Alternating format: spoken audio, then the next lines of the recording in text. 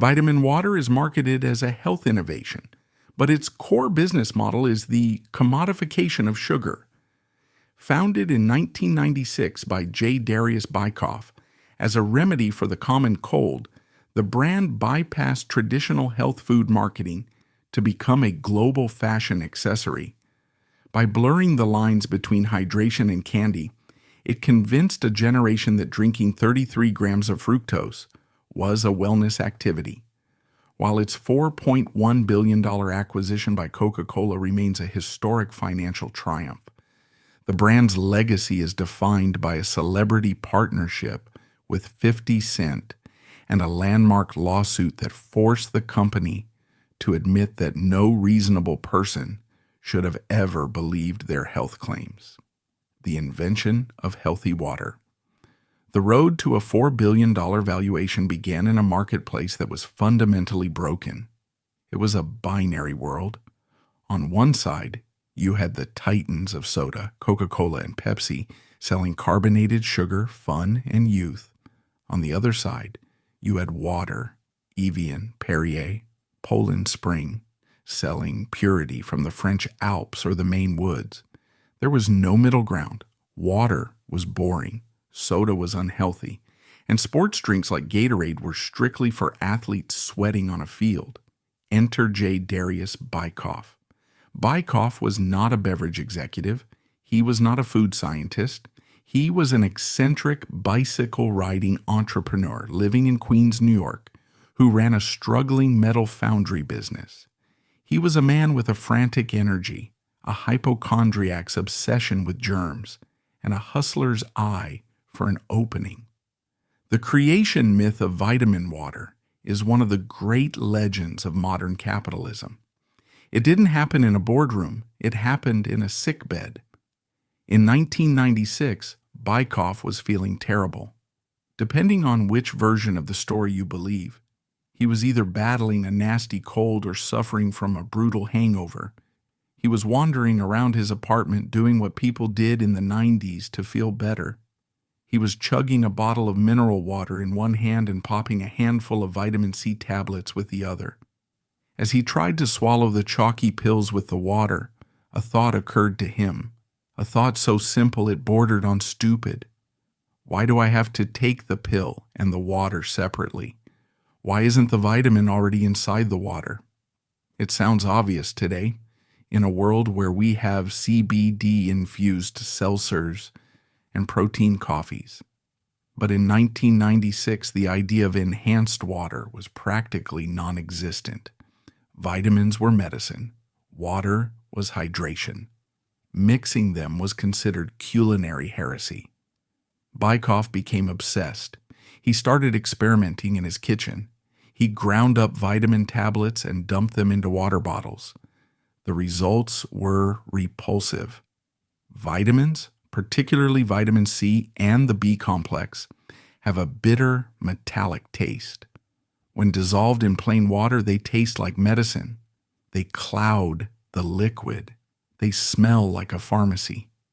Most people would have stopped there, but Bykoff realized that the only way to mask the taste of the medicine was to add what Mary Poppins suggested, a spoonful of sugar and flavor. He wasn't trying to make a soda.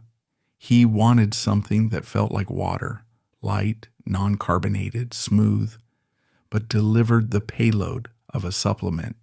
He spent months acting like a mad alchemist. He turned his kitchen into a lab. He mixed crystalline fructose with distilled water, natural fruit essences, and electrolytes. He called his company Glacéo.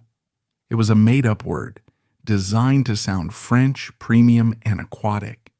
His first product wasn't actually vitamin water, it was smart water, electrolyte-enhanced distilled water with the iconic cloud on the inside of the bottle. But smart water was just the Trojan horse. The real disruptor was the colorful stuff he was brewing next. He finalized the formula for what he called vitamin water. It was brilliant in its simplicity.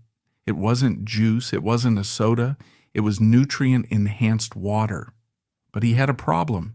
He had no money, no distribution, and no factory.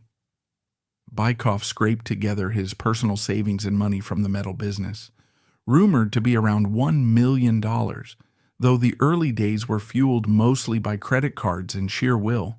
He couldn't afford a massive bottling plant, so he started local, extremely local. The production was guerrilla style. In the early days, they were practically mixing the stuff in bathtubs and hand-filling bottles. The headquarters was in Whitestone, Queens. It wasn't a corporate campus. It was a gritty industrial operation. The first challenge was legal.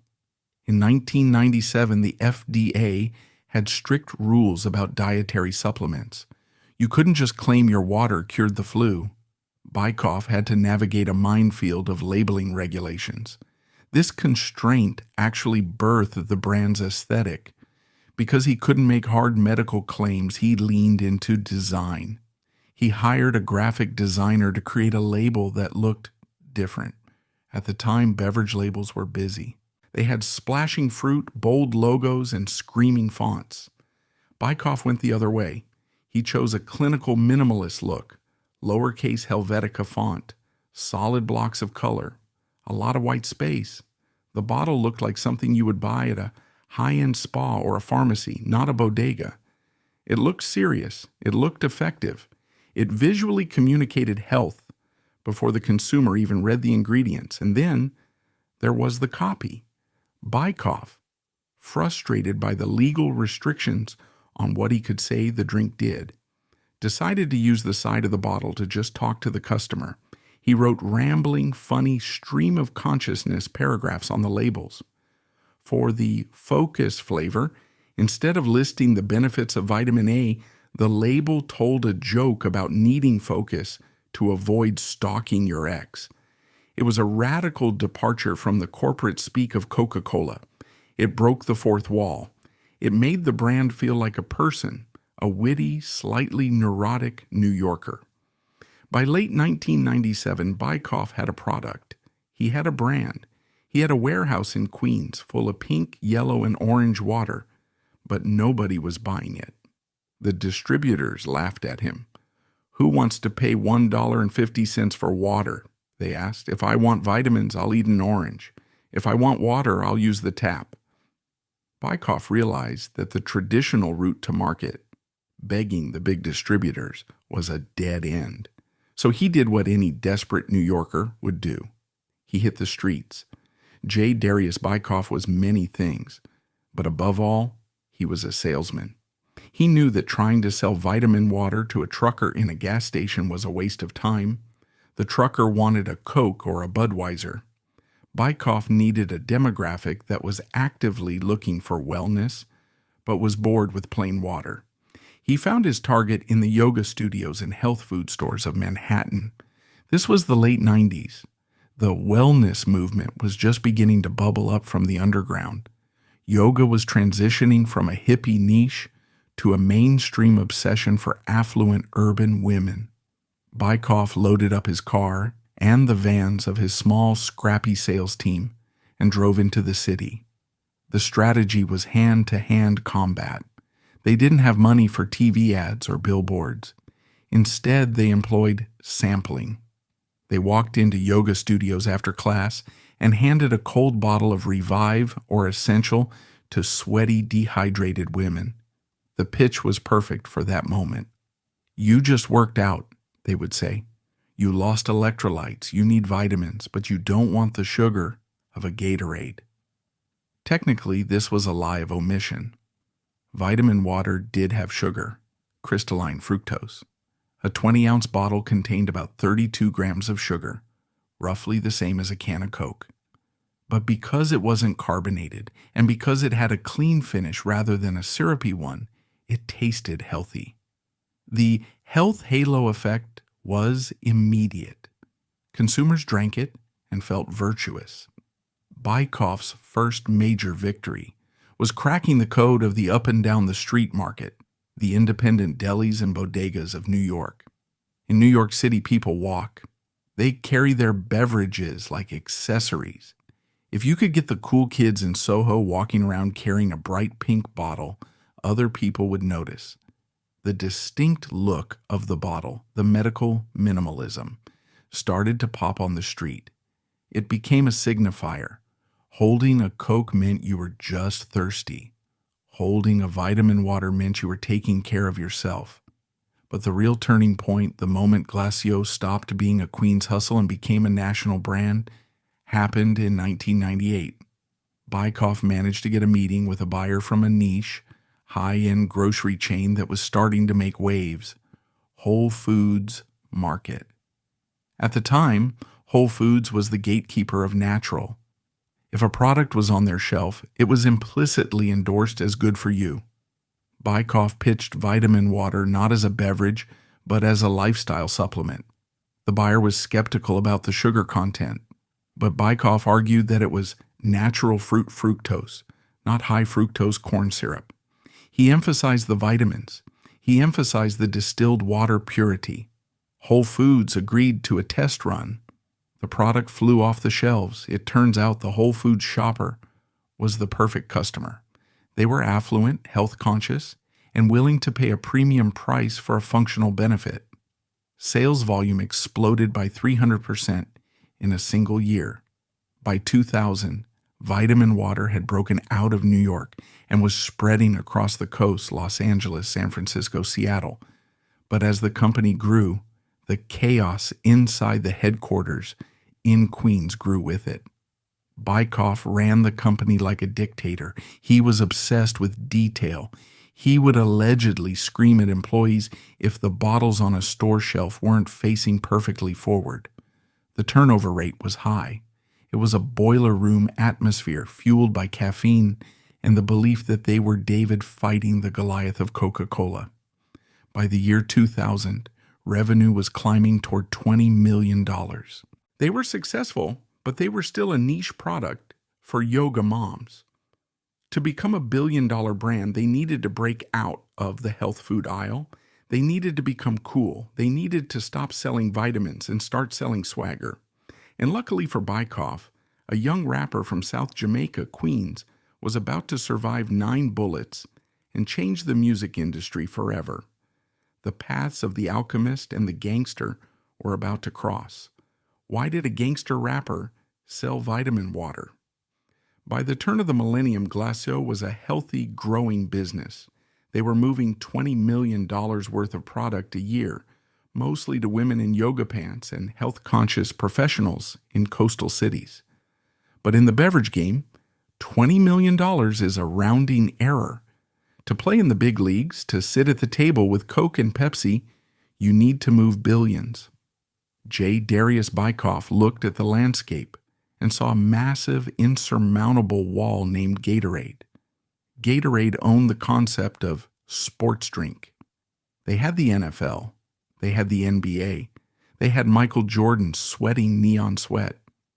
Their message was purely functional. Drink this to win.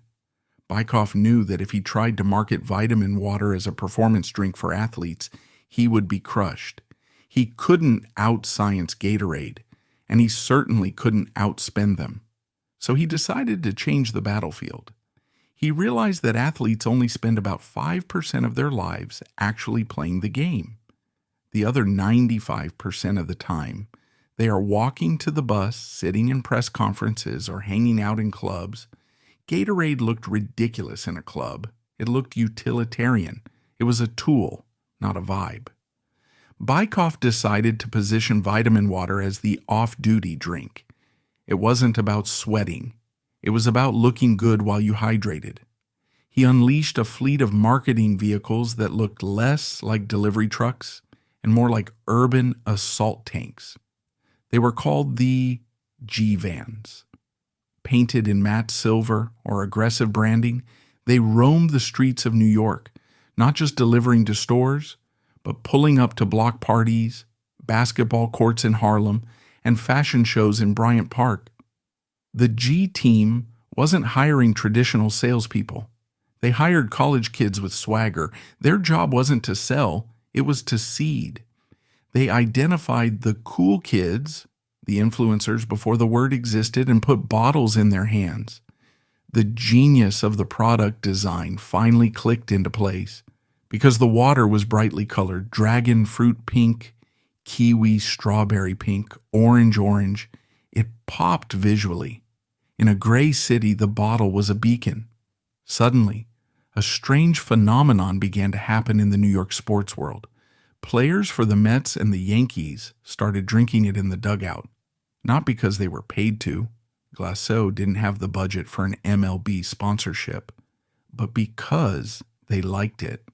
It tasted better than water, and it didn't have the heavy saltiness of Gatorade. David Wright, the star third baseman for the New York Mets, became an unofficial poster boy. He was constantly seen with a bottle of Focus or Revive. The cameras picked it up. Fans saw it. Then the sneakerhead culture grabbed onto it. In the early 2000s, urban fashion was all about color coordination. If you were wearing a pair of yellow Air Jordans and a yellow throwback jersey, you wanted a yellow drink to match. Vitaminwater became the ultimate accessory. You didn't choose the flavor based on the vitamins. You chose it based on your outfit. This was the pivot that saved the company from being just a niche health brand. They had inadvertently stumbled into the world of streetwear. The bottle had become a status symbol, a signifier that you were urban, healthy, and dialed into what was next. But street cred is a fragile thing. To cement it, they needed a kingmaker. They needed someone who embodied the hustle of New York City more than anyone else. And in 2003, that man was sitting in a gym in South Jamaica, Queens, doing pull-ups and drinking a bottle of Formula 50. By 2004, Curtis Jackson, known to the world as 50 Cent, was the biggest star on the planet. His debut album, Get Rich or Die Trying, had sold 12 million copies. He was the face of aggressive, unapologetic gangsta rap. He wore a bulletproof vest on stage. He was scary. He was the last person on earth you would expect to endorse a health drink. The collision of these two worlds began in a gym in Los Angeles. 50 Cent was a fitness fanatic. He famously didn't drink alcohol or smoke weed. After a workout, he was thirsty. He saw a bottle of Vitaminwater in the cooler. He drank it. He liked it. But 50 Cent wasn't just a consumer. He was a businessman with a shark-like instinct for branding. He noticed something. He grew up in South Jamaica, Queens, the same borough where Glacéau was headquartered.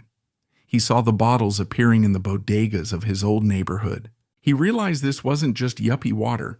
It was crossing over to the hood. In late 2004, Chris Lighty, 50 Cent's legendary manager, reached out to Rohan Oza, the brilliant marketing executive who had just joined Glacéau from Coca-Cola. Oza was the man who understood that brands needed pop culture heat. The meeting took place at the Glacéau office in Queens. 50 Cent walked in. The staff was terrified. But 50 wasn't there to intimidate. He was there to pitch. He told J. Darius Bykoff that he actually drank the product. He pulled a bottle of Formula 50 out of his bag, a grape flavor that didn't technically exist yet, just an idea he had. He told them, "People think I drink Hennessy. I don't. I drink this. I want to tell my fans to be healthy." Usually, a celebrity endorsement deal involves a check. The company pays the star $1 million. The star holds the bottle for a photo shoot, and everyone goes home. But Glacéau was still a startup. They didn't have $5 million to pay 50 Cent. 50 Cent made a counteroffer that would go down in history. He said, "I don't want the money. I want to be a partner." He asked for a minority equity stake in the company in exchange for becoming the face of the brand. Bykoff and Oza agreed. They gave him a small percentage of the company and greenlit his signature flavor, Formula 50. The campaign that launched in late 2004 was revolutionary. It didn't try to soften 50 Cent's image. The ads featured 50 looking menacing, sipping purple water. The tagline was brilliant. They say I have a lot of hit records. I say I have a lot of Vitaminwater. It was a perfect contradiction. The scariest rapper in America drinking a healthy beverage. It gave Vitaminwater instant street credibility. Suddenly, drinking Vitaminwater wasn't soft. If 50 Cent drank it, it was gangsta. The impact on sales was nuclear. The Formula 50 flavor became the best-selling SKU in the company's history almost overnight. It opened up entirely new distribution channels. Bodegas in inner cities that had refused to stock the yoga water suddenly couldn't keep it on the shelves. 50 Cent didn't just pose for ads. He integrated the water into his life. He drank it in his music videos. He drank it on MTV Cribs. He mentioned it in lyrics. He treated the company like he owned it, because technically he did. This deal changed the paradigm of celebrity endorsements forever. It proved that equity for endorsement was the new gold standard. And for Glacéau, it was the rocket fuel that propelled them from a $100 million company to a target for the biggest sharks in the ocean. With 50 Cent acting as the battering ram into urban culture, Glacéau's marketing genius, Rohan Oza, decided to widen the offensive. He understood that to win America, you needed to win the three pillars of pop culture: music, sports, and television. Vitaminwater ceased to be a beverage company and became a talent agency. They signed a roster of ambassadors that read like a who's who of the 2000s. They signed LeBron James before he had even won a championship. They signed Kobe Bryant and Tracy McGrady. They signed Kelly Clarkson right off her American Idol win. They signed Tom Brady. But unlike traditional endorsements where the star holds the can and smiles fake, Vitaminwater let the stars be themselves. The ads were weird. They were funny. They let LeBron James play 4 different characters. They let Kelly Clarkson make fun of her own fame. The brand voice was self-deprecating and ironic. Perfect for the dawn of the internet meme culture. Then they infiltrated television. Product placement in the 90s was usually clumsy. A can of Coke sitting awkwardly on a table with the label facing the camera. Vitaminwater did it organically. They got the bottles into the hands of the characters on HBO's Entourage, the show that defined male aspiration in the 2000s. When Vincent Chase drank a Revive after a night of partying, millions of frat boys mimicked him the next weekend. They appeared in Sex and the City. Sarah Jessica Parker drinking a Vitaminwater wasn't just product placement. It signaled that the drink was fashion-forward. The bottle itself became a canvas. Because of its clean lines and bright colors, it was photogenic. Paparazzi photos of celebrities leaving the gym or walking out of Starbucks almost always featured a Vitaminwater in hand. It became the it accessory, replacing the Starbucks cup as the symbol of the busy, healthy celebrity. Crucially, they launched XXX, a flavor containing acai blueberry pomegranate. The name was provocative. The color was a deep, dark purple. It tasted like liquid candy. It became an instant hit in nightclubs as a mixer for vodka. By accident, Vitaminwater had entered the nightlife scene. The strategy was total ubiquity. You couldn't turn on the TV, open a magazine, or walk down a city street without seeing those primary colors. They had achieved share of mind. The result was a cultural feedback loop. The more cool people drank it, the more other cool people wanted it. It became a social signal. If you were drinking a Mountain Dew, you were a gamer in a basement. If you were drinking Vitaminwater, you were an influencer in training. By 2006, the revenue had exploded from the $20 million days to over $350 million. They were growing at triple-digit rates every quarter. They were stealing market share from everyone: soda, juice, and sports drinks. The titans of the industry, Coca-Cola and Pepsi, were watching from their towers. For years, they had dismissed Glacéau as a fad. They thought the enhanced water craze would pass like the clear soda craze of the 90s. But when they looked at the sales data in 2006, they stopped laughing. They realized that Glacéau wasn't just a niche brand. It was an existential threat. It was capturing the exact demographic, young, health-conscious, trend-setting, that Big Soda was losing. The sharks began to circle. A bidding war was about to begin, and J. Darius Bykoff, the hypochondriac from Queens, was about to become the richest man in the beverage world. By late 2006, Glacéau was no longer flying under the radar. It was a supernova. The company was posting revenue numbers that defied the laws of gravity in the beverage industry. In 2004, they did $25 million. In 2005, they hit $85 million. By the end of 2006, they had rocketed to $355 million. They were controlling nearly 30% of the non-carbonated beverage growth in the entire United States. It wasn't just the volume, it was the margins. Because Vitaminwater was essentially tap water, fructose, and a fraction of a cent's worth of vitamins, the profit margins were enormous, rivaling those of Coca-Cola itself. But what truly terrified the executives at PepsiCo and the Coca-Cola Company was the cultural shift. They saw that Vitaminwater was doing something soda could no longer do. It was cool.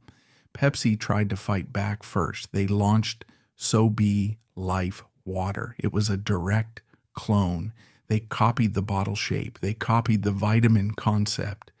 They even used lizards in their ads to try and be edgy. Coca-Cola tried too. They launched different iterations of Powerade and Dasani flavors, but none of it worked. Consumers saw through the corporate attempts. Vitaminwater had the it factor, the 50-cent swagger, the New York grit, the authentic voice on the label. Glacéau was crushing the copycats. In blind taste tests and brand preference surveys, teenagers were choosing XXX over Pepsi. Inside Glacéau, the atmosphere was electric but chaotic. They were growing so fast they could barely keep the shelves stocked. They were running out of glass, running out of caps, running out of truck drivers. J. Darius Bykoff knew that he had built a Ferrari, but he was driving it with a lawnmower engine. He needed global distribution. He needed trucks in Shanghai and coolers in London. He needed a partner with muscle. Rumors began to swirl on Wall Street. The Tata Group, the massive Indian conglomerate, was sniffing around. PepsiCo was reportedly preparing a bid, but Coca-Cola, under the leadership of CEO Neville Isdell and his number 2, Muhtar Kent, decided they could not afford to lose this war. They had missed out on Gatorade. They had watched Red Bull steal the energy market. They could not let the enhanced water category slip through their fingers. In the spring of 2007, the secret negotiations began. It was a high-stakes game of poker. Bykoff knew he held the royal flush. He knew Coke was desperate for a healthy brand to offset the declining sales of sugary soda. The price tag kept climbing. $2 billion, $3 billion. Finally, on May 25, 2007, the news broke and shook the financial world. The Coca-Cola Company announced it would acquire Glacéau for $4.1 billion in cash. It was, at the time, the largest acquisition in Coca-Cola's history. It was a valuation that seemed insane, nearly 12 times revenue. But Coke wasn't just buying water. They were buying the future. For J. Darius Bykoff, the eccentric alchemist who started mixing vitamins in his bathtub 10 years prior, it was the ultimate vindication. He walked away with hundreds of millions of dollars. But the biggest winner of the day wasn't the founder. It was the rapper. Because of his equity deal, 50 Cent's minority stake was cashed out. Estimates vary, but financial analysts calculated that Curtis Jackson walked away with between $60 million and $100 million from the sale. In one signature, he made more money from Vitaminwater than he had made from his entire music catalog combined. He famously told Forbes, "I think I am the marketing genius." The acquisition was a party. Champagne popped in Queens. But as the ink dried on the contract, a darker reality loomed. Vitaminwater was no longer a scrappy underdog. It was now part of the big soda machine, and with that corporate ownership came a new level of scrutiny. The lawyers were watching, the health advocates were watching, and they were about to ask a very expensive question. If this is healthy water, why is there so much sugar in it? Why did Coca-Cola pay so much? On the morning of May 26, 2007, the employees at Glacéau headquarters in Whitestone, Queens, walked into work as millionaires. The news of the $4.1 billion sale had broken. There was confetti on the floor. There were high fives in the hallways. The scrappy team that had hustled Vitaminwater into the bodegas felt like they had just won the Super Bowl. But 800 miles away in Atlanta, Georgia, the mood was very different. The headquarters of the Coca-Cola Company is a fortress of corporate tradition. It is a place of red ties, secret formulas, and century-old protocols. To the executives in Atlanta, acquiring Glacéau was a necessary strategic move, but it was also like adopting a feral wolf into a family of poodles. The integration period, often referred to in mergers and acquisitions as the honeymoon, was, in reality, a collision of two alien civilizations. Coca-Cola sent a transition team to Queens to begin the process of onboarding. These were men and women who had spent their careers optimizing supply chains for fizzy sugar water. They wore suits. They carried briefcases. They spoke in acronyms like SKU rationalization and global compliance. They walked into the Glacéau office and found chaos. The office was an open-plan riot of noise. Rap music blasted from speakers. Desks were covered in sneakers and promotional gear. The dress code was strictly street. Baggy jeans, fitted caps, oversized t-shirts. J. Darius Bykoff, now technically a Coca-Cola employee, was still running around in his cycling gear. The first clash was over process. Coca-Cola is a machine. Everything is tested, focus grouped, and risk assessed. Before launching a new flavor, Coke might spend 2 years in research. Glacéau, on the other hand, operated on gut instinct. If Rohanoza or 50 Cent had an idea for a flavor on Tuesday, they wanted it on the shelf by Friday. When Coke's lawyers tried to impose their standard approval processes on Glacéau's marketing, the Queens team revolted. They argued that speed to cool was their only competitive advantage. If we have to ask Atlanta for the permission to breathe, one executive reportedly yelled, we will die. The second clash was over. Voice. Coca-Cola's brand voice is wholesome. It is open happiness. It is Santa Claus and polar bears. It is safe for the entire family. Vitaminwater's voice was sarcastic, urban, and borderline offensive. Their labels made jokes about hangovers, dating disasters, and stalking. Coke's PR team was horrified. They saw these labels as liability landmines. They wanted to sanitize the brand. They wanted to make it professional. This tension created a deep paranoia within the Glacéau ranks. They feared the blue suit invasion. They worried that the corporate giant would Cokeify their baby, stripping away the edge that made it cool and turning it into just another boring beverage like Powerade. To his credit, Muhtar Kent recognized this danger. He famously declared a hands-off policy for the first year.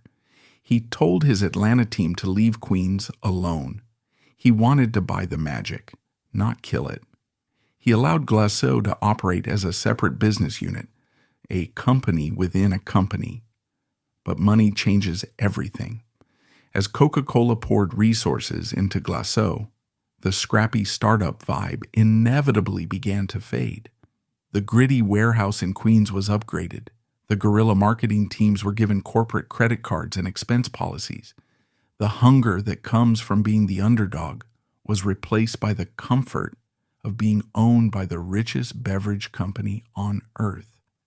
And while the employees navigated this identity crisis, the man at the center of the storm, 50 Cent, was busy counting his chips.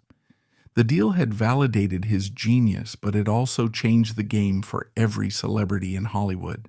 He had proven that selling out was the smartest thing an artist could do. When the $4.1 billion figure flashed across the Bloomberg terminals, Wall Street analysts were busy calculating the multiples for Coca-Cola shareholders. But in the recording studios of New York and Los Angeles, nobody cared about EBITDA or P/E ratios. They cared about one thing: how much did 50 get? The answer was a number that shattered the ceiling of the music industry. To make that kind of windfall in 2007, estimated between $60 and $100 million, 50 Cent would have had to sell roughly 50 million albums. He would have had to tour the world for 5 years straight without sleeping. Instead, he made it by posing for a few photos, mentioning a drink in a song, and having the foresight to ask for stock instead of cash. This was the Babe Ruth moment for hip-hop capitalism. Before this deal, the standard model for a rapper was the endorsement. You got paid a flat fee, maybe $1 million if you were huge, to hold a sneaker or wear a jersey. You were labor. You were a billboard. The company grew, the valuation soared, and you got nothing but your fee. 50 Cent flipped the script. He proved that the celebrity was the equity. He argued that his cultural influence created the value, so he deserved to participate in the upside. The check from Coca-Cola cleared in the summer of 2007. Almost immediately, the vibe in the rap game shifted. The lyrics changed. Rappers stopped bragging about chains and cars and started bragging about points on the back end and vesting schedules. Jay-Z watched this deal closely. Diddy watched it. Dr. Dre watched it. It is not a coincidence that shortly after the Vitaminwater payout, we saw the rise of Beats by Dre. The Vitaminwater deal was the blueprint. It was the proof of concept that a musician could be a billionaire, not by singing, but by scaling a product. 50 Cent didn't hide his victory. He flaunted it. He appeared on the cover of Forbes magazine, looking like a corporate raider in a pinstripe suit. He released songs mocking other rappers for being employees, while he was an owner. But beyond the bravado, the deal legitimized Vitaminwater in a way no marketing campaign could. It signaled to the world that this drink wasn't just a fad. It was a wealth creation vehicle. It was the juice of winners. However, for Coca-Cola, inheriting 50 Cent as a partner came with baggage. 50 was not a Disney character. He was volatile. He was currently feuding with half the rap industry. He had a history of violence. Now he was technically affiliated with the same company that sold Diet Coke to grandmothers in the Midwest. The executives in Atlanta held their breath. They had bought the cool factor, but they were terrified of the blowback. They hoped that the gangster edge would soften with the money. They were wrong. 50 Cent was just getting started, and he expected the Coca-Cola machine to work for him. And the machine was ready. Coca-Cola was about to plug Vitaminwater into the Red Truck system, the most powerful distribution network in the history of logistics. Glacéau had conquered the culture, but they were failing the logistics. Before the acquisition, Glacéau relied on a patchwork network of independent distributors. In New York, they used Big Geyser, a legendary independent distributor known for building brands street by street. In other cities, they used beer trucks or local wholesalers. It was a chaotic, hustle-based system. It meant that in some neighborhoods you could find Vitaminwater everywhere. In others, it was invisible. On the morning the deal closed, Vitaminwater was plugged into the Coca-Cola system. This is often referred to in the industry as the Red Truck machine. It is the most sophisticated, ruthless, and ubiquitous distribution network in the history of capitalism. Coca-Cola doesn't just drop pallets of soda at a warehouse dock. They practice direct store delivery. This means a Coca-Cola driver physically walks into the store, wheels the product down the aisle, and stocks the shelf himself. He controls the facing, he controls the placement, he fights for every inch of real estate. The impact on Vitaminwater was instantaneous and violent. Overnight, the G-vans of Queens were replaced by the massive red fleet. The sales team went from hundreds of scrappy kids to tens of thousands of seasoned Coca-Cola merchandising veterans. They executed what is known as the red wall strategy. Coca-Cola used its leverage with retailers. If you want Coke, you have to take Vitaminwater, to demand prime shelf space. Suddenly, Vitaminwater wasn't just in the health food aisle. It was next to the cash register. It was in the cold vault next to the beer. It was in the vending machines of high schools in rural Iowa. The availability metric skyrocketed. In 2006, Vitaminwater was available in about 30% of beverage outlets in the U.S. By 2008, it was in 99%. For the balance sheet, this was a miracle. Sales volume doubled, then tripled.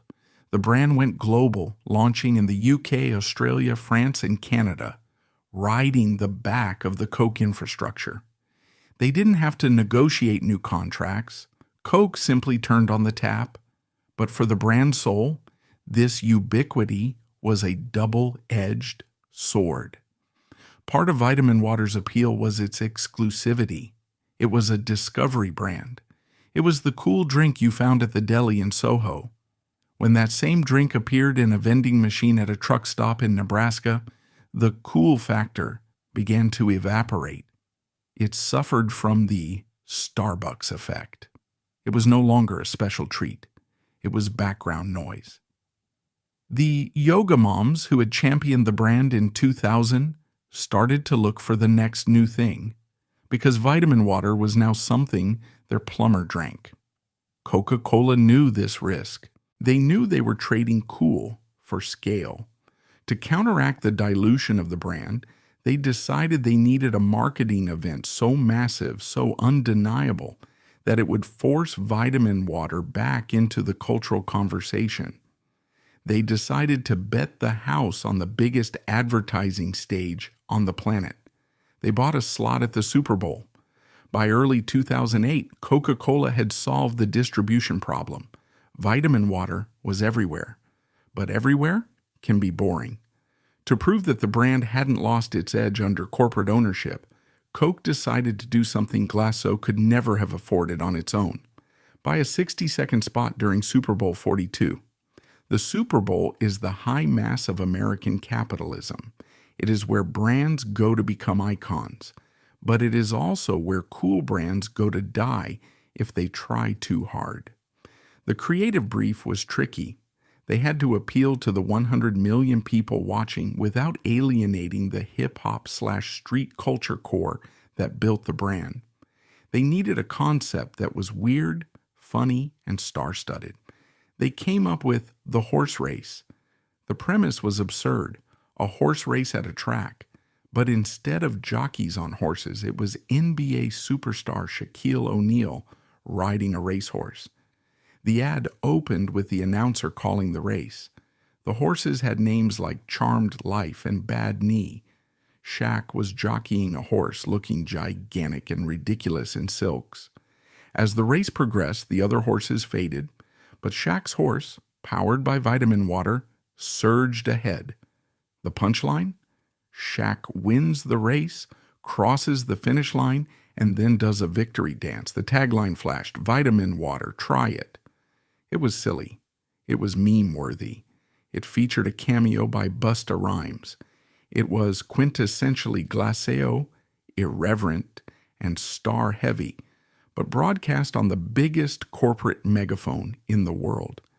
The reaction was massive. The ad was ranked as one of the best of the Super Bowl by USA Today. It cemented Vitaminwater as a household name. Before the Super Bowl, your mom might have seen the bottles at the store and been confused. After the Super Bowl, she knew exactly what it was. The funny drink Shaq likes. The ad signaled the completion of the transition. Vitaminwater was no longer an alternative beverage. It was now firmly part of the American mainstream canon, sitting right next to Doritos and Bud Light. But while the marketing team was popping champagne over the ad metrics, the R&D team in Atlanta was quietly beginning to meddle. The scientists at Coca-Cola looked at the Vitaminwater formula and saw inefficiencies. They saw expensive natural flavorings. They saw supply chain complexities.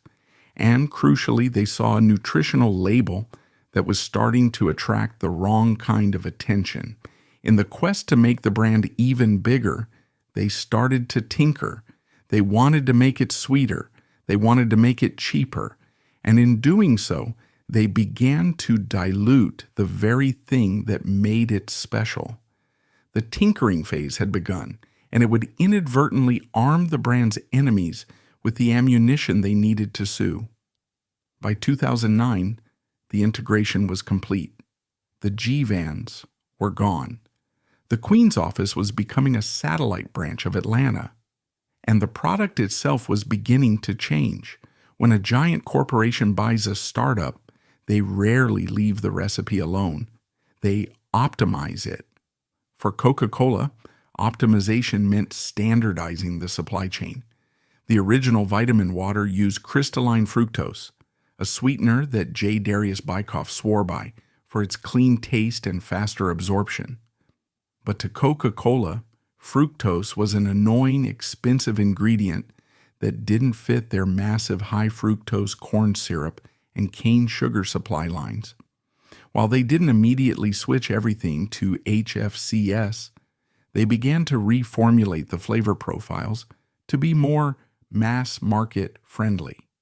The result was a subtle shift in taste. The early adopters, the yoga moms, and the streetwear kids noticed it. The drinks became sweeter. The water part of Vitaminwater seemed to recede, and the candy part took over. More importantly, the marketing began to lose its edge. The labels, once written by weirdos in Queens, were now being vetted by a legal team in Atlanta. The jokes became safer. The sarcasm was dialed back. The Formula 50 grape flavor remained, but 50 Cent's active involvement began to wane. He had his money. He didn't need to hustle bottles at clubs anymore. The brand entered what is known as the cash cow phase. Coca-Cola stopped trying to innovate and started trying to extract value. They launched endless line extensions: Vitaminwater Zero, Vitaminwater Energy, Vitaminwater 10. The shelf became cluttered and confusing. But the biggest danger wasn't the flavor or the marketing. It was the deception. For a decade, Vitaminwater had ridden the health halo. It had successfully convinced America that drinking 33 grams of sugar was healthy because it had vitamins in it. It was a brilliant magic trick. But magic tricks only work if the audience wants to be fooled. By 2009, the audience was waking up. The obesity epidemic was front-page news. Michelle Obama was launching her Let's Move campaign. Sugar was becoming the new tobacco. And sitting in Washington, D.C., a group of lawyers at the Center for Science in the Public Interest were looking at a bottle of Vitaminwater. They looked at the label, which promised defense and revival. Then they looked at the sugar content, and they decided that the joke wasn't funny anymore. They were preparing a lawsuit, not just a nuisance suit, but a class action lawsuit that would threaten to tear down the entire premise of the brand. The party was over. The lawyers were at the door. The lawsuit that exposed the lie. In January 2009, the hangover finally arrived. For a decade, Vitaminwater had operated in a magical gray zone, a place where you could drink liquid candy and call it a workout supplement. But that illusion relied on the ignorance of the consumer and the passivity of the regulators. The Center for Science in the Public Interest is a consumer advocacy group based in Washington, D.C., often referred to by the food industry as the food police. They specialize in suing corporations for misleading health claims. They had taken down KFC for trans fats. They had gone after Airborne. Now they had Vitaminwater in their crosshairs. On January 14, 2009, the CSPI filed a class action lawsuit against the Coca-Cola Company in a federal court in California. The complaint was blistering. It didn't just argue that Vitaminwater was unhealthy. It argued that the entire existence of the brand was a fraud perpetrated on the American public. The core of the lawsuit was a simple math problem. A standard 20-ounce bottle of Vitaminwater contained 33 grams of crystalline fructose. That is roughly 8 teaspoons of sugar. The CSPI pointed out a devastating comparison. A bottle of Vitaminwater had roughly the same amount of sugar as a can of Coca-Cola. Yet the labels used words like defense, rescue, energy, and endurance. The lawsuit highlighted the absurdity of the claims. The defense flavor claimed to support your immune system. The energy flavor claimed to fuel performance. But scientifically, drinking 33 grams of liquid fructose does the opposite of defense. It spikes insulin, promotes inflammation, and contributes to obesity and diabetes. Stephen Gardner, the lead litigator for the CSPI, dropped a quote that would haunt the brand for years. It's like selling a jelly donut and calling it a vitamin supplement just because you sprinkled some vitamin C on the frosting. The lawsuit accused Coca-Cola of deceptive labeling and marketing. They argued that by fortifying sugar water with cheap synthetic vitamins, Coke was exploiting the health halo to charge a premium price for junk food. It was a direct attack on the J. Darius Bykoff playbook. The very thing that made the brand successful, the blurring of lines between medicine and beverage, was now being used as evidence of illegality. Coca-Cola's initial response was dismissive. They treated the lawsuit as a nuisance. They issued statements standing by their product, arguing that the nutritional information was clearly printed on the back of the bottle for anyone to read. They argued that crystalline fructose was a natural sweetener and that consumers enjoyed the taste. But they underestimated the cultural moment.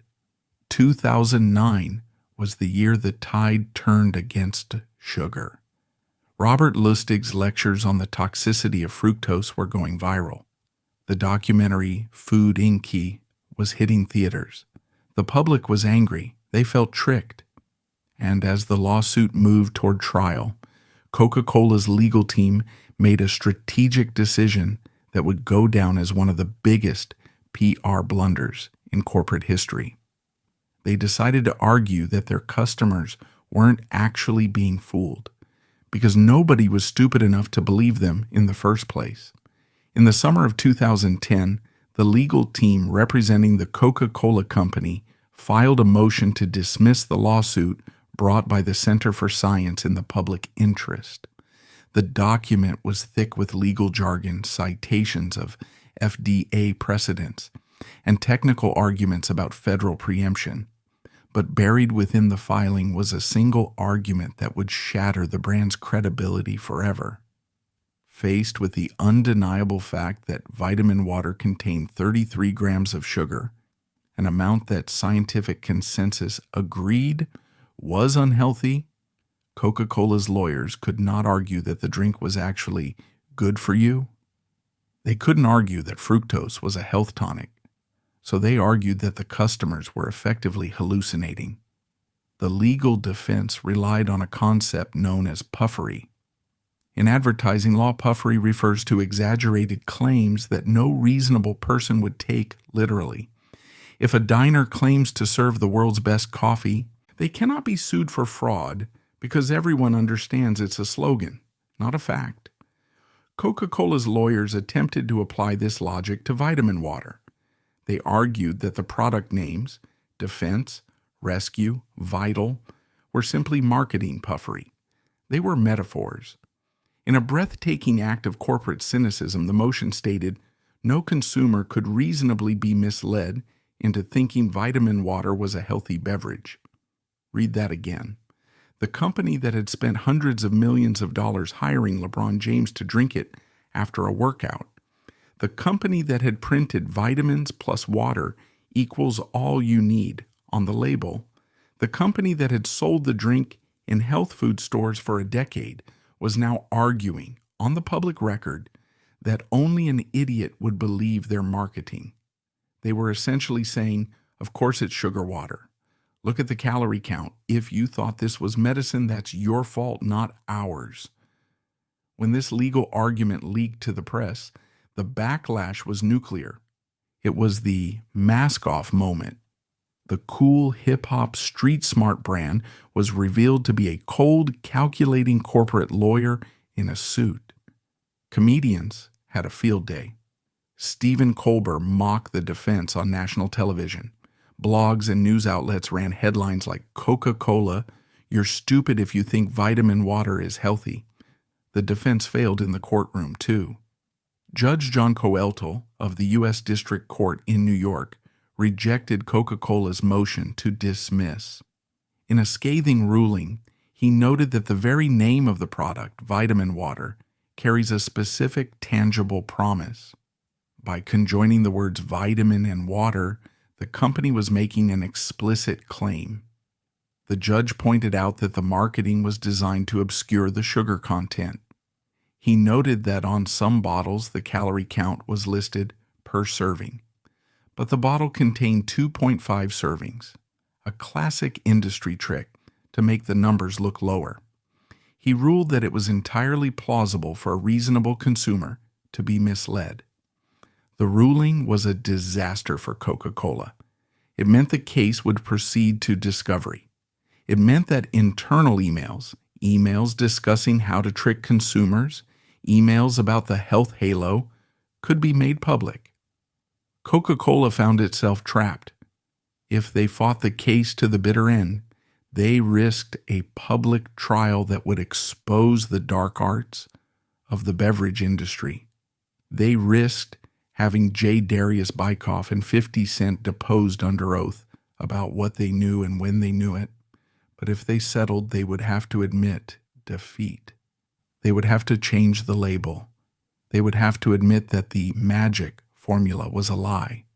For 3 years, the lawyers dragged their feet, engaging in procedural delays. But the writing was on the wall. The reasonable person defense had backfired. Instead of dismissing the case, it had indicted the brand. And outside the courtroom, the cultural damage was already done. The yoga moms stopped buying. The cool kids switched to coconut water. The sugar crash had begun. After years of legal wrangling, the inevitable finally happened. Coca-Cola realized that dragging the lawsuit into a public trial would be a PR suicide mission. They needed to stop the bleeding. In 2013, the company agreed to a preliminary settlement with the Center for Science in the Public Interest. While the financial penalty was relatively modest for a giant like Coke, around $5 million distributed to various class action groups, the real penalty was written on the bottle itself. The settlement terms forced Coca-Cola to execute a label walk of shame. For over a decade, the front of the Vitaminwater bottle had been a masterpiece of deception. It boldly stated vitamins plus water equals all you need. It was a simple, elegant equation that suggested purity. The court ordered them to delete it. In its place, Coca-Cola was forced to add 2 words that changed everything, with sweeteners. They were also forced to prominently display the calorie count per bottle on the front label. Suddenly, the bottle that used to whisper healthy was screaming 120 calories. Furthermore, they were banned from making specific health claims. The defense flavor could no longer claim to support healthy joints. The energy flavor had to tone down its promises of vitality. The witty, sarcastic paragraphs on the side of the bottle, the voice of the brand, were rewritten by lawyers to ensure strict FDA compliance. The rebranding was subtle, but the psychological impact was profound. The magic trick relies on the audience not seeing the wires. By forcing Coke to put "with sweeteners" on the front, the court had exposed the wires. Consumers standing in the grocery aisle looked at the bottle differently. It was no longer a magical elixir, it was just juice. And not even real juice, but sugary juice. This coincided with a broader shift in the beverage market. The health halo that Vitaminwater had worn for so long was being transferred to a new generation of beverages. Coconut water was surging, promising natural electrolytes. Kombucha was rising, promising gut health. Vitaminwater found itself in a no man's land. It was too sugary for the health nuts, but not fizzy or fun enough for the soda drinkers. Sales began to slide. The double-digit growth of the 2000s turned into single digits and then into flatlining. The brand lost its cool factor. 50 Cent had moved on to promoting vodka. The celebrities stopped carrying the bottles. And just as the brand was licking its wounds from the lawsuit, a new enemy appeared. It wasn't a lawyer. It wasn't a regulator. It was a can. A pastel-colored, zero-calorie, unsweetened can that would push Vitaminwater into cultural exile. As Vitaminwater limped away from the courthouse with its new honest labels, it walked straight into a cultural ambush. The year 2014 marked the tipping point of the sparkling water revolution. For decades, sparkling water was a niche European habit or a cheap mixer. But then, a quiet brand from the Midwest called LaCroix suddenly exploded. LaCroix was everything Vitaminwater wasn't. It had zero sugar, 0 calories, 0 artificial sweeteners. It was just water and natural essence. And crucially, it was cool. Its pastel retro cans became the new accessory for the millennial generation. The rise of LaCroix and later Bubbly, Spindrift, and Topo Chico fundamentally changed the American palate. The consumer realized they didn't need sugar to enjoy water. They just needed bubbles and a hint of flavor. This was the LaCroix effect. It made Vitaminwater look archaic. In the 2000s, holding a Vitaminwater meant you were health conscious. By 2015, holding a Vitaminwater meant you hadn't read the news. It became a symbol of the old wellness, the era of fake science and hidden sugar. Retailers noticed the shift. The prime shelf space, the eye-level rows that Coca-Cola had fought so hard to secure, began to shrink. Supermarkets moved Vitaminwater down to the bottom shelves to make room for the expanding sparkling water section. The brand entered a period of market exile. It didn't disappear. It was still generating hundreds of millions in revenue. But it lost its cultural relevance. It became a gas station drink. It was the thing you bought on a road trip when there was nothing else, not the thing you bought to signal your status. Desperate to stop the bleeding, Coca-Cola tried to pivot. In 2014, they attempted a disastrous reformulation using stevia, a natural zero-calorie sweetener. They mixed it with sugar to lower the calorie count. The result was a revolt. Stevia has a distinct metallic aftertaste that loyal fans hated. The internet exploded with complaints. "It tastes like chemicals," they screamed. "Bring back the old formula." Coca-Cola, traumatized by the new Coke disaster of the 1980s, quickly reversed course. They brought back the original sugary formula, effectively admitting that Vitaminwater was and always would be a sugary treat. By the end of 2015, the sugar crash was complete. The brand that had once been valued at $4.1 billion was now just another SKU in the Coca-Cola portfolio, a profitable but stagnant zombie of the 2000s. But Coca-Cola is a patient giant. They knew that brands like fashion go in cycles. They knew that if they waited long enough and if they quietly fixed the product, they could bring it back, not as a hype beast, but as a survivor. Surviving in the TikTok era. By 2015, Vitaminwater was in a coma. The lawsuit had stripped it of its medical claims. The sparkling water trend had stripped it of its cool. The bottle that once signaled luxury wellness now signaled outdated sugar habit. But Coca-Cola is not in the business of letting billion-dollar assets die. They played the long game.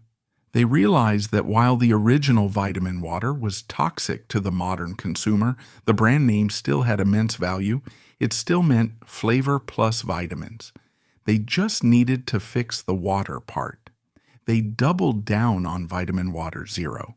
Originally launched as a side project, the Zero line became the lifeboat for the entire brand. Coca-Cola poured its massive R&D resources into solving the flavor problem. They moved away from the controversial artificial sweetener aspartame and began experimenting with next-generation sweeteners like monk fruit and erythritol.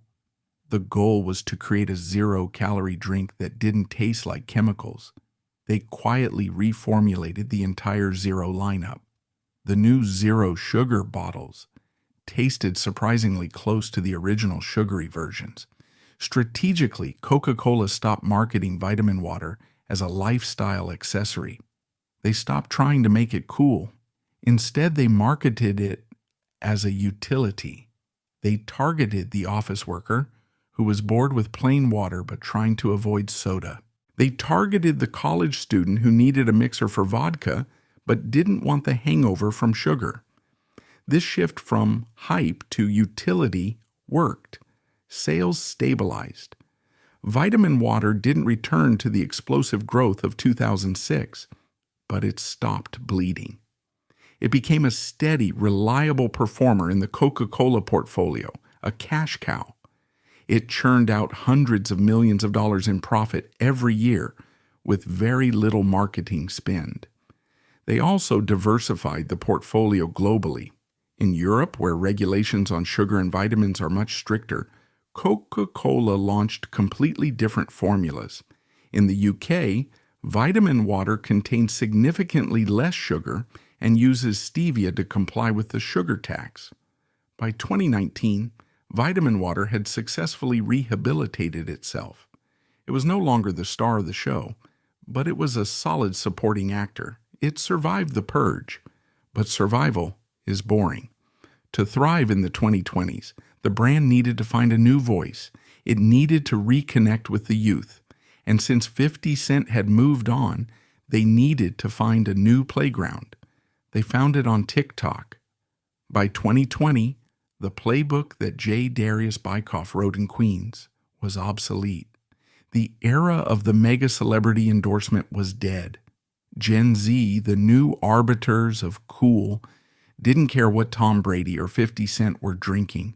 They didn't watch cable TV, so they never saw the commercials. They lived on the For You page of TikTok.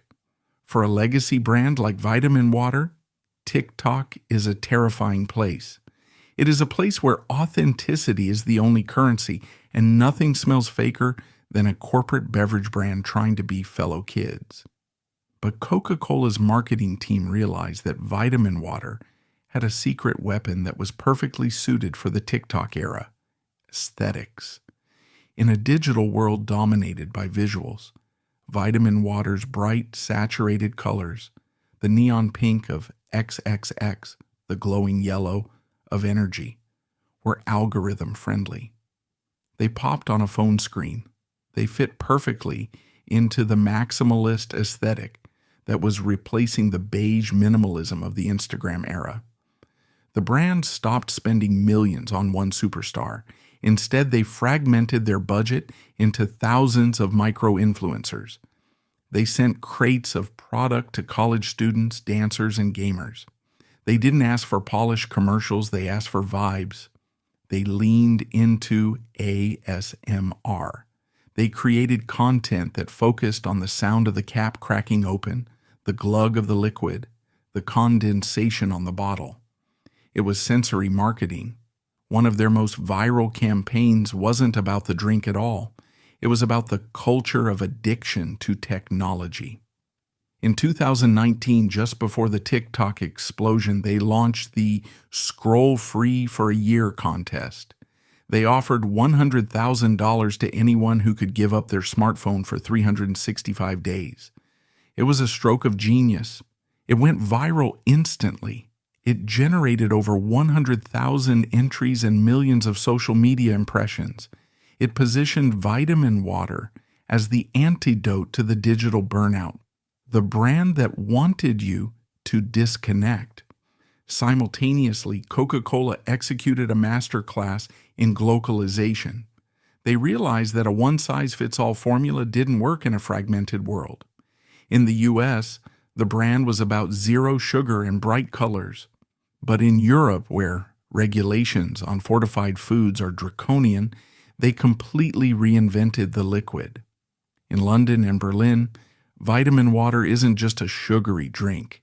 It is a low-calorie functional beverage, sweetened with stevia and cane sugar blends that pass the strict EU sugar tax laws. In Asia, specifically in South Korea and Japan, they launched flavors that appealed to the local palate, focusing less on sweet and more on refreshing and beauty benefits, like collagen-infused limited editions. This flexibility allowed Vitaminwater to survive. It became a chameleon. In New York, it was a bodega staple. In London, it was a premium health drink. In Tokyo, it was a beauty supplement. By 2024, Vitaminwater had successfully bridged the generational gap. It wasn't the coolest brand in the world anymore. It wasn't Prime or Liquid Death, but it was present. It was relevant. It had transitioned from being a liar to being a vibe. The Gen Z consumer knew it wasn't medicine. They knew it wouldn't cure the flu, but they drank it because it tasted good, it looked good in a video, and it had zero sugar.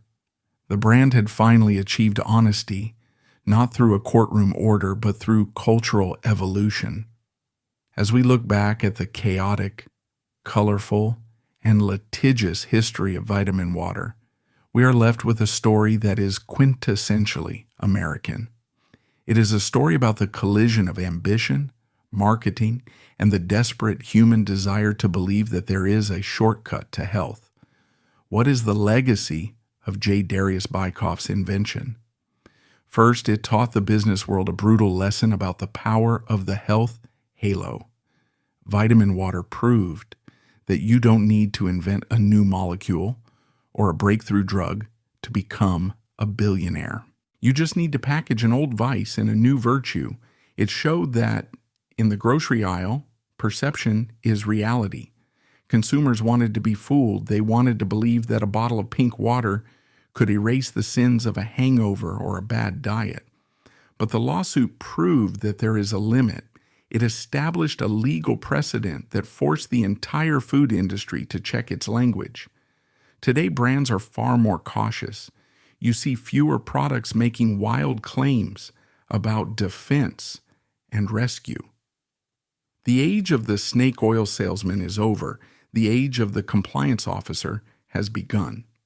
Second, and perhaps most importantly, Vitaminwater changed the economy of fame. Before Vitaminwater, rappers and athletes were paid employees.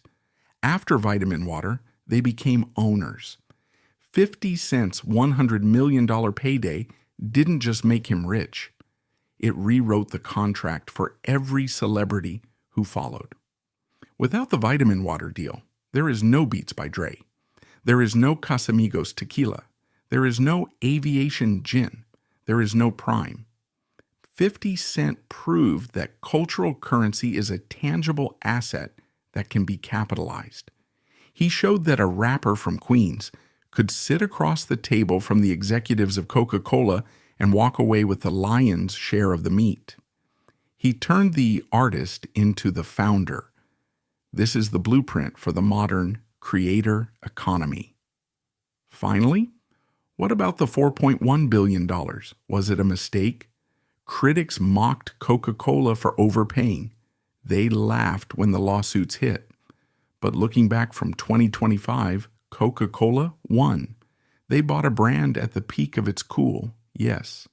But they also bought an insurance policy against the death of soda. Even as Vitaminwater lost its hype, it kept millions of consumers in the Coke ecosystem who would never have bought a red Coke. It gave them a foothold in the non-carbonated world that they desperately needed. Today, Vitaminwater sits quietly on the shelf. It is no longer a revolution. It is no longer a scandal. It is just a drink. But if you look closely at that bottle, you are looking at a monument. It is a monument to the genius of the hustle. It is a monument to the moment when hip-hop took over corporate America. And it is a monument to the sweet, seductive lie that we can drink our way to salvation.